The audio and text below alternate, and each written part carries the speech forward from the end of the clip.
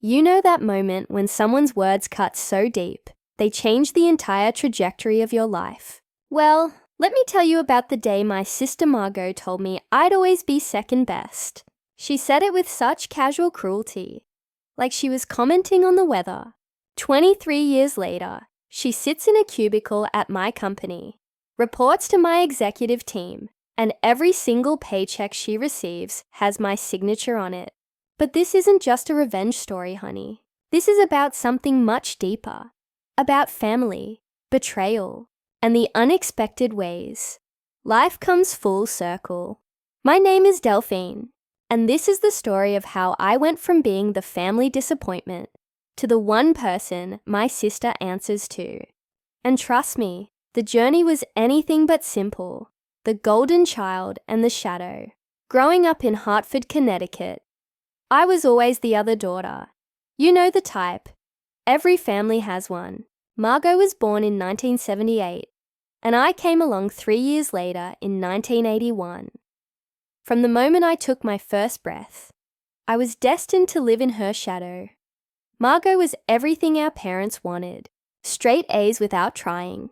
Captain of the debate team. Homecoming queen in 1995. She had this effortless grace that made everyone gravitate toward her. Me?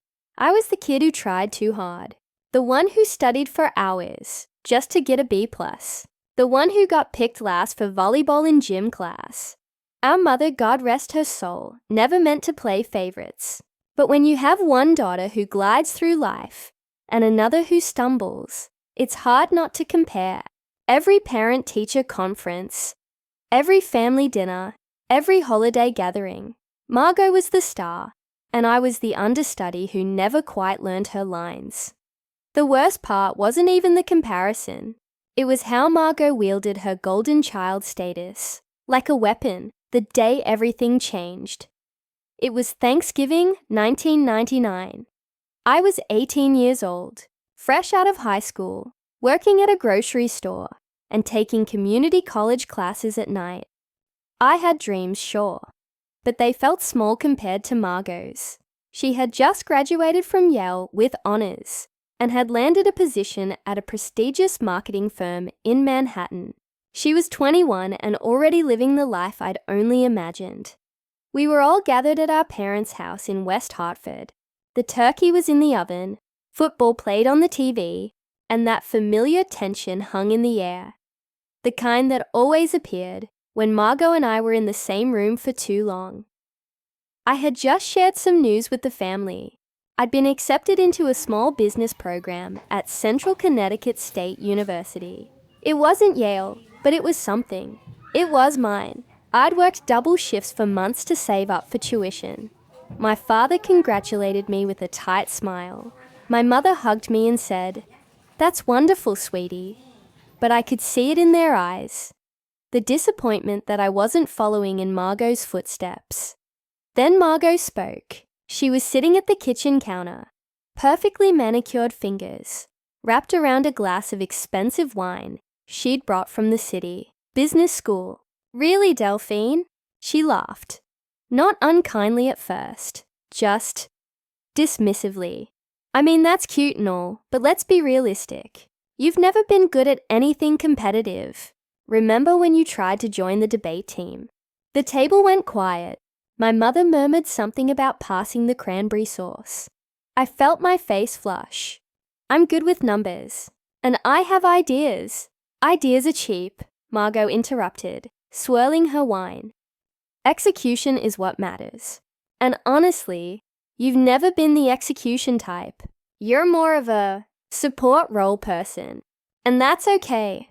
The world needs people like you. People like me. My voice came out smaller than I intended. She looked at me then, really looked at me, and I'll never forget what she said next. You'll always be second best, Delphine. And the sooner you accept that, the happier you'll be. Stop trying to compete with me. It's exhausting for everyone. The room froze. My father cleared his throat. My mother's eyes went wide. And Margot, she just took another sip of her wine, as if she'd simply stated a fact, as obvious as the sky being blue. I didn't cry. Not then. I excused myself, walked out to my beat-up 1992 Honda Civic, and drove. I drove for hours, tears finally streaming down my face. Her words echoing in my head. You'll always be second best. That night, something inside me broke. And then, slowly, it reassembled itself into something harder, sharper, more determined. The long road up the years between 1999 and 2005 were brutal. I worked 3 jobs while finishing my business degree. I slept 4 hours a night. I had no social life, no boyfriend, no fun. While Margot was climbing the corporate ladder in Manhattan, attending gallery openings and networking events, I was studying financial statements in a studio apartment that smelled like cigarettes and old carpet, but I was learning. More importantly, I was watching. I studied companies that failed. I studied companies that succeeded. I read every business book I could get my hands on. I learned about market gaps, about consumer psychology, about the power of branding, and I discovered something crucial.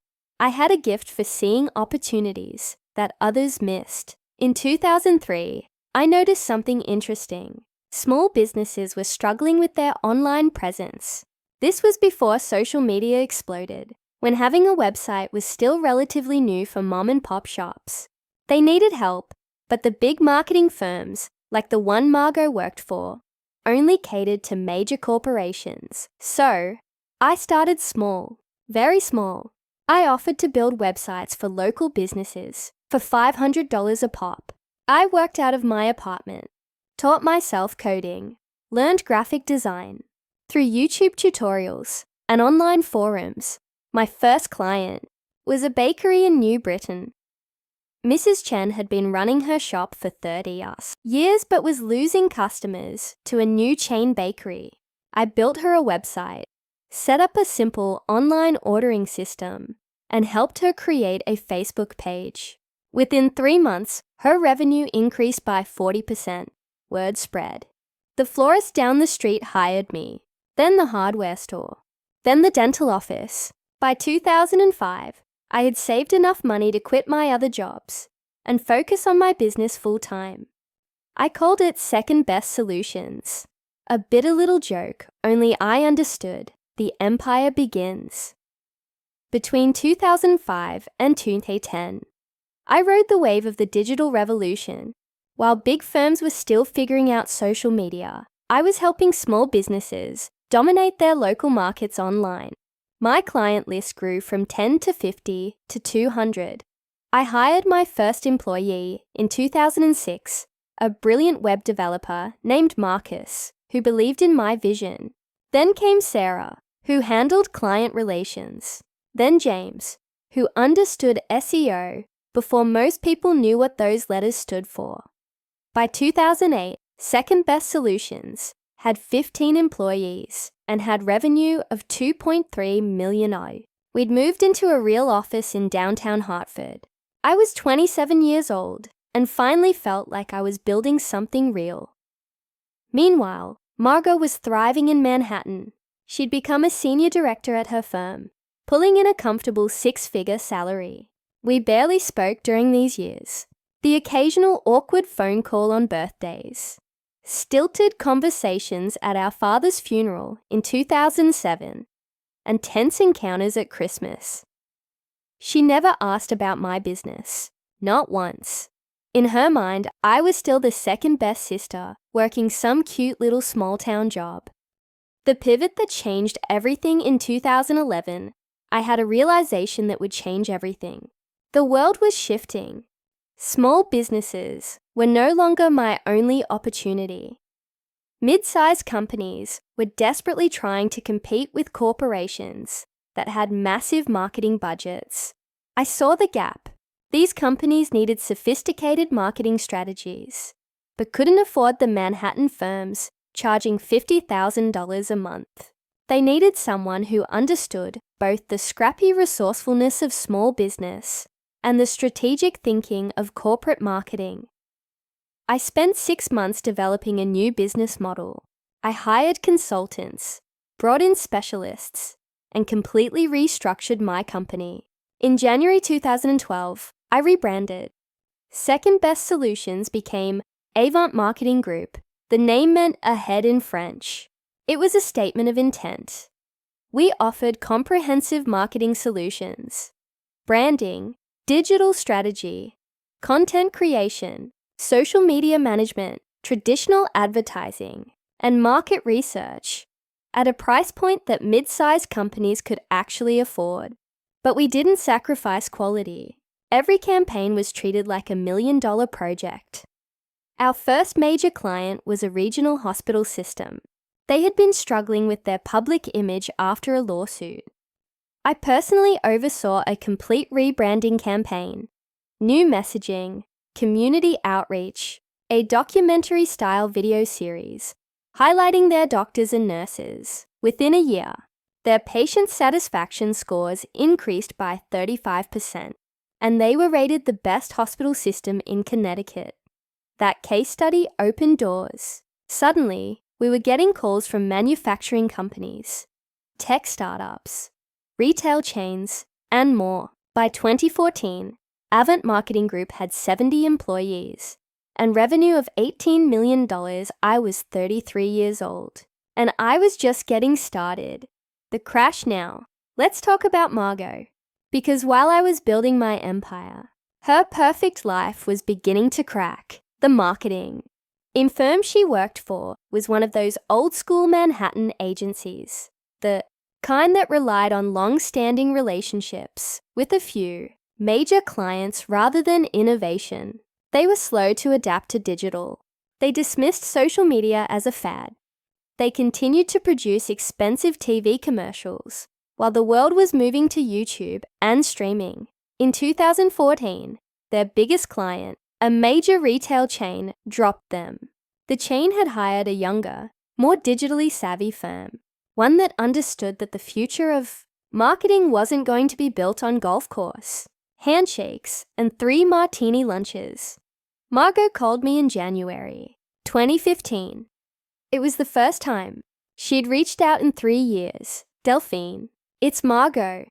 Her voice sounded strained. I know, I said. I saw your number. Right. How are you? How's the website thing going? It's going well. Awkward silence. Listen, I was wondering, do you know anyone hiring in marketing? Things are a bit unstable at my firm right now. I almost laughed. After all these years, after all her dismissiveness, she was asking me for help, and she still called my company a website thing. I'll keep an ear out, I said. Non-committal. Thanks. And Delphine, maybe we could grab coffee sometime. It's been too long. Maybe, I said. We both knew I didn't mean it. She lost her job in April 2015. The firm laid off 40% of their staff. Margot, for all her talent, was caught in the downsizing. She was 37 years old with an impressive resume, but the industry had changed, and she hadn't changed with it. She spent 8 months looking for a comparable position. Nothing came through. The Manhattan firms wanted younger employees who spoke the language of digital-first marketing. The positions that matched her experience were being eliminated or absorbed. By December 2015, she'd burned through most of her savings. She'd downgraded from her chic Manhattan apartment to a studio in Queens. I heard all this through our mother, who called me regularly with updates. Her voice always worried. Maybe you could talk to her. Mom suggested. You're both in marketing. I'm busy, Mom. Delphine, she's your sister. Is she? The bitterness in my voice surprised even me. The phone call was February 14th, 2016, Valentine's Day. Ironically enough, when Margot called me again, it was 11 p.m. and I was still at the office, reviewing a pitch for a potential client, Delphine. Her voice was different this time, smaller, vulnerable. I need help. I leaned back in my chair. What kind of help? I'm broke, Delphine. I can't find a job. I've applied to over 200 positions, and nothing's working out. I'm too experienced for junior roles, but all the senior positions want someone who's been working in digital for the past decade. And I don't have that. Silence stretched between us. I was wondering if, she took a shaky breath, if maybe Avant Marketing might have any positions. I saw you're hiring. I checked your website. It's actually really impressive what you've built. There it was. The moment I'd been unconsciously waiting for since Thanksgiving 1999. You want to work at my company? I know it's a lot to ask, and I know we haven't been close, but I'm a hard worker, and I have almost 2 decades of experience in an industry that's passed you by. I finished. She went quiet. Then, in a voice that broke, please, Delphine. I'll take anything. Any position. I just need a chance. I should have felt triumphant. This was everything I'd dreamed about in those dark years. But instead, I just felt tired. Send me your resume, I said. I'll review it. Thank you. God, thank you so much. Don't thank me yet. If I hire you, it'll be on merit, not because you're my sister. You'll be treated like every other employee. Maybe harder, actually, because I won't tolerate anyone saying I'm playing favorites. I understand. And Margot, one more thing. Yes. Do you remember Thanksgiving 1999? A long pause. Which one? When you told me I'd always be second best. Another silence. Longer this time. Then quietly, I remember. Good, send me your resume. I hung up the interview. I didn't give Margot special treatment. I really didn't. I had my HR director, Patricia, screen her resume along with all the other applicants. Then I had our marketing director, Michael, conduct the first interview. Only if she made it through both of those would she get to me. She made it through Patricia's assessment. Strong traditional background, but weak on digital. Needs training, but has potential. Recommended for senior associate position, not director level. Michael's assessment. Knows the fundamentals, but is out of touch with current trends. Could work in client relations or strategy with significant upskilling. When Margot walked into my office for the final interview on March 2nd, 2016, I barely recognized her. Gone was the confident woman who dismissed my dreams with a wave of her wine glass. This person looked tired, wore a suit that was slightly too big. She'd lost weight, I realized, and had circles under her eyes. Thank you for seeing me, she said, sitting across from my desk. I glanced at her resume. You've had an impressive career. Had being the operative word. The industry changed. It happens. It didn't change for you, she said. There was no bitterness in her voice, just observation. I changed with it. That's the difference, she nodded slowly. You were always better at adapting than me. That surprised me. Was I? I think so. I just couldn't see it back then. I was so caught up in my own success. I didn't notice you were building something real. I leaned back in my chair. Why do you want to work here, Margot? Really, she met my eyes. Honestly, because I need a job. Because I'm desperate. Because you're the only person who's gotten me this far in the interview process. She paused. But also because I want to learn. Your company is doing things right. And I've been doing things wrong for years without realizing it. I can offer you a senior associate position. It's 3 levels below director. The salary is $65,000 a year. I watched her process this. She'd been making $140,000 in Manhattan. This was less than half. I accept, she said. You'll report to Michael. You'll work primarily on client strategy and relationship management. You'll need to complete our digital marketing certification program within the first 6 months. If you can't keep up, I'll let you go. Understood. And Margot, no one here knows you're my sister. I'd like to keep it that way. You'll earn respect based on your work, not our relationship. She nodded. That's fair. We shook hands. Her palm was sweaty. The first year watching Margot navigate Avant Marketing was fascinating, and I'll admit, occasionally satisfying. She struggled at first. The tools were different. The pace was faster, and the hierarchy was unforgiving. She was used to being the expert in the room. Now she was the student, but she worked hard, harder than I expected. She stayed late, studying analytics reports she didn't fully understand. She shadowed our social media team to learn about content strategy. She asked questions, sometimes basic ones that made our younger employees exchange glances. Michael reported to me monthly on her progress. "She's getting there," he said in July 2016. "Slow but steady. Clients actually really like her. She's got this old-school relationship building thing down." That was true. While Margot was behind on digital tactics, she excelled at client management. She could schmooze with CEOs, calm worried stakeholders, and translate complex strategies into language that made sense to people who didn't live and breathe marketing. We began giving her bigger accounts. She didn't disappoint. By December 2016, she'd brought in 3 new clients through referrals: a manufacturing company, a law firm, and a boutique hotel chain. Her billings for the year totaled $1.2 million in revenue for the company. At the company holiday party that year, I watched her from across the room. She was laughing with some colleagues, a glass of champagne in her hand. She looked happy, lighter, somehow.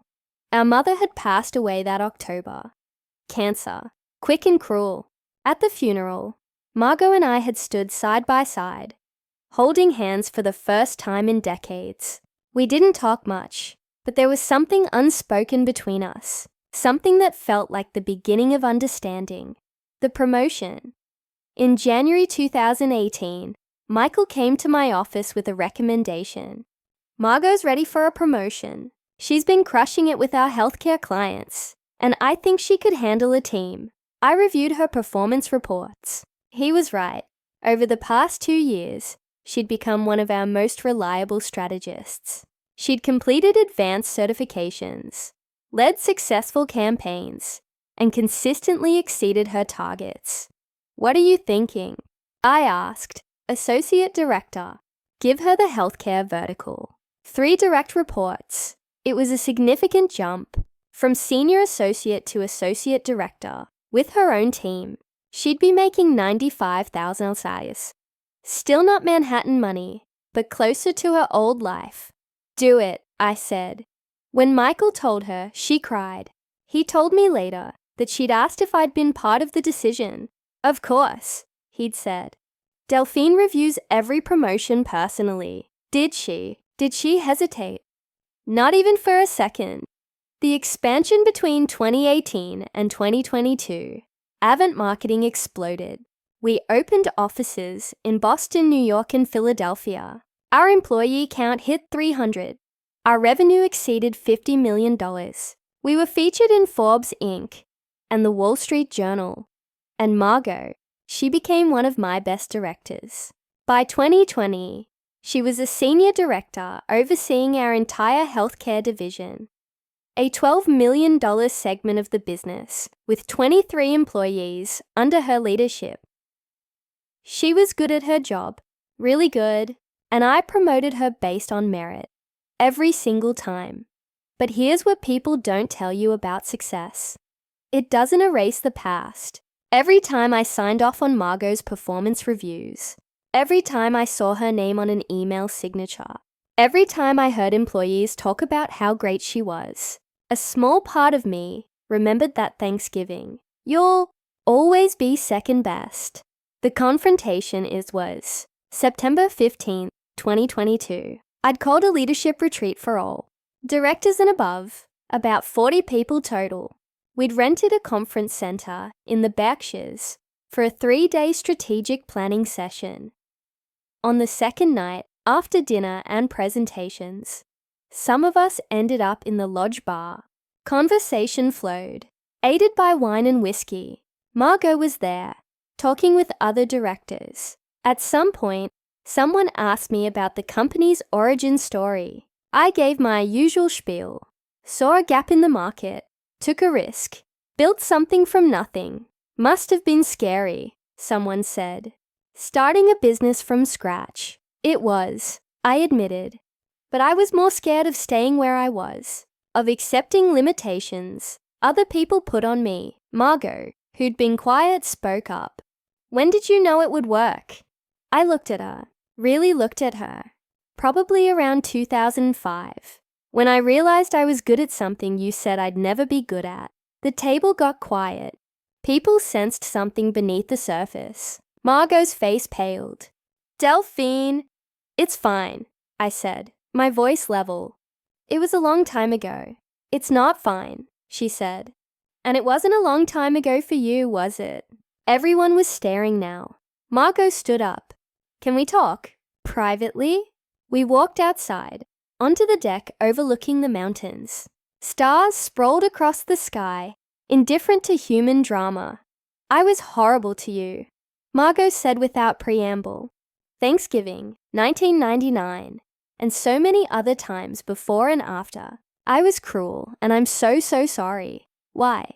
I asked. Why were you like that? She leaned against the railing. Because I was terrified. Every single day of my perfect life, I was terrified that someone would see through me, that they'd realize I wasn't as smart or as talented as everyone thought. And you were the only one who got to see me be mediocre sometimes. The only one who knew I wasn't perfect. So you made sure I felt small. Yes. Her voice broke. I made you carry my fear, and then I lost everything, and you built an empire. And you had every right to turn me away, but you didn't. I thought about it. I admitted. Why didn't you? I thought about this. Because I realized something. If I'd turned you away, if I'd made you suffer just to even some cosmic score, I'd be proving you right. I'd be second best, not in business, but in humanity. And I couldn't live with that. Margot was crying now. I don't deserve your grace. No one deserves grace. That's what makes it grace. We stood in silence for a while. I'm proud of you, she said finally. I should have said that years ago.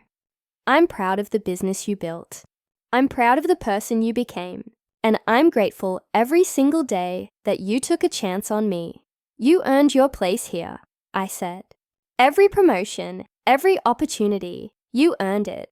But you gave me the first chance, when no one else would. Today, it's November 2024 now. Avent Marketing has 450 employees across 6 offices. We're projected to hit $75 million in revenue this year. We've won industry awards, been ranked one of the best places to work, and we're consistently booked 6 months out with new clients. Margot is now Executive Vice President of Client Strategy. She oversees a team of 60 and manages our largest accounts. She's brilliant at her job, respected by everyone, and genuinely happy. She still reports to me. Her paycheck still has my signature. And yes, there's a certain poetry to that, but here's what I've learned. Revenge isn't as sweet as people say. Success isn't about proving people wrong. Real victory is building something so good that the people who doubted you want to be part of it, and then being secure enough in yourself to let them. Last week, Margot and I had lunch together. Just the two of us. No business agenda. We talked about Mum, about memories from our childhood, about her daughter, my niece, who just started college. Do you ever think about that Thanksgiving? She asked. Sometimes. I admitted. I think about it all the time, she said. It was the worst thing I ever said to anyone. And the strangest part, you used it as fuel. You turned my cruelty into your empire. Maybe, I said. Or maybe I would have built this regardless. Maybe I just needed to learn that someone else's opinion of me, even someone I loved, didn't define my limits. I don't know how you forgave me. I'm not sure I have, I said honestly. Not completely. Some wounds leave scars, but I've learned to live with them. And I've learned that we're both different people than we were at that dinner table. She nodded. I'm trying to be better. Every day. I know. I see it. We finished our lunch and went back to work. Her to her corner office, me to mine. 2 sisters who found their way to mutual respect through the most unlikely path. People always ask me for business advice, especially women who feel overlooked or underestimated. And I always tell them the same thing. Someone else's low opinion of you is not a fact. It's just noise. The question is whether you'll let that noise drown out your own voice, or whether you'll turn up your volume so loud that eventually, even they have to listen. I turned my volume up, and now everyone's listening, even Margot. Especially Margot. Epilogue last month, we held our annual company meeting. All 450 employees gathered, some virtually, to hear about our goals for 2025. I gave my usual state of the company speech, thanked department heads, announced new initiatives. At the end, I did something I'd never done before. I told them a story about a girl who was told she'd always be second best, about the pain of those words, and about how she used them to fuel 2 decades of work. I didn't name Margot. I didn't have to. Everyone who knew both of us knew the story. The point, I said, looking out at hundreds of faces, is that somebody else's narrative about you only has the power you give it. You can accept it, or you can write your own story. I chose to write my own, and I hope all of you choose the same. The room erupted in applause. After the meeting, Margot found me in my office. "Thank you," she said. "For what?" "For not naming me. For letting me keep my dignity." "That wasn't why I didn't name you," I said. "I didn't name you because that story isn't about you anymore. It stopped being about you years ago. It's about me. About everyone who's ever been underestimated. Your words were just the catalyst." She smiled through tears. "You're a better person than I am." "I don't know about that," I said. "But I'm trying to be the best version of me. Just like you're trying to be the best version of you." "Second best," she said with a sad smile, referencing that old wound. "Actually," I said, "you're one of my best executives. Top 3 easily. So technically, you're nowhere near second best." We both laughed, and for the first time in our entire lives, it felt like we were actually sisters. Not competing, not comparing, just existing together. My name is Delphine. My sister told me I'd always be second best. Now she works under my name, and somehow, against all odds, we've both won.